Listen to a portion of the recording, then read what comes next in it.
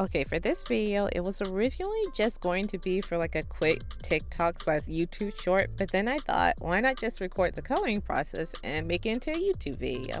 So it's not going to be like a lot of talking. Well, I say that and then I proceed to talk through the whole video.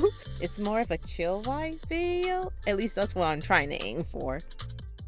If you don't know, the characters in this video are my original characters, Archer, Ife, and Akira. They're my versions of Cupids, with Archer being the Cupid that we all know, like, you know, the blonde hair, blue-eyed Cupid, while Akira is like the original first Cupid, the one that no one knows about, and Ife is the part-time Cupid. You can watch my previous video when I show some like the design process and backstories for them. This is them in the human world just having a fun night out.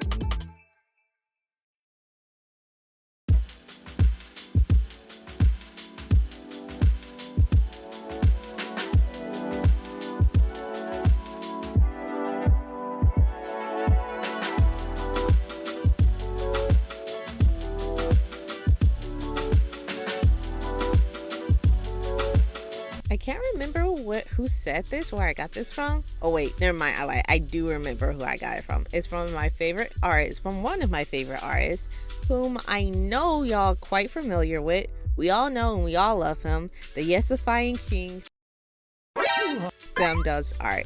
I remember watching one of his videos when he was getting on us for not adding backgrounds to our paintings/drawings, and his advice was literally one of the best art advice I have ever heard in my entire life. He said when it comes to making backgrounds for your paintings, just blur it. That's it.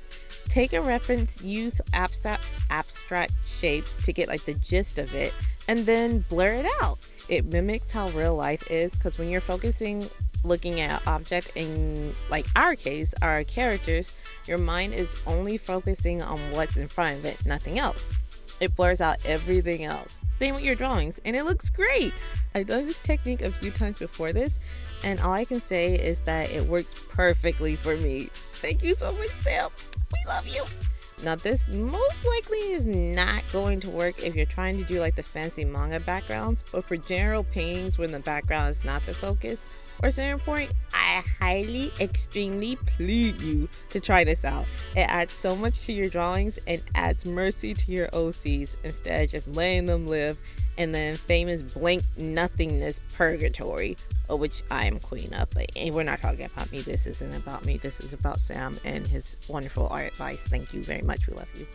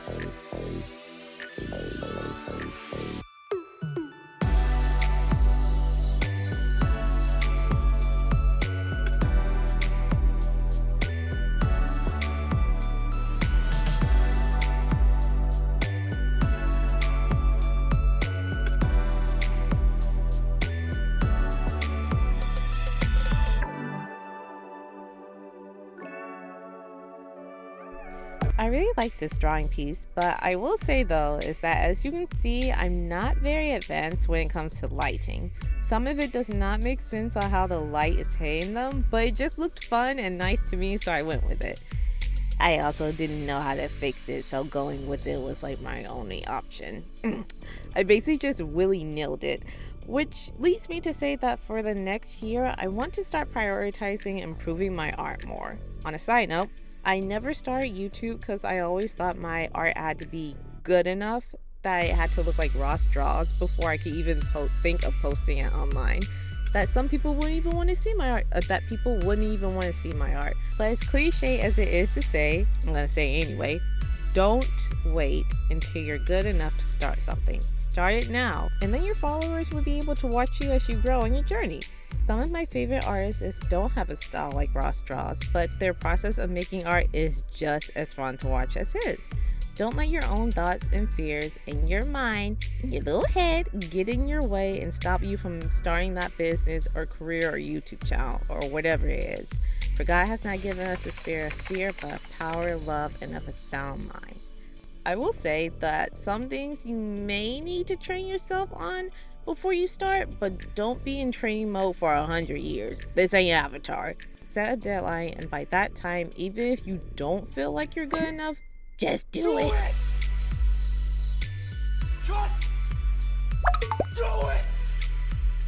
But yeah, I want to study more on realistic lighting and how to translate that into a more simplified art style like the way Sam does.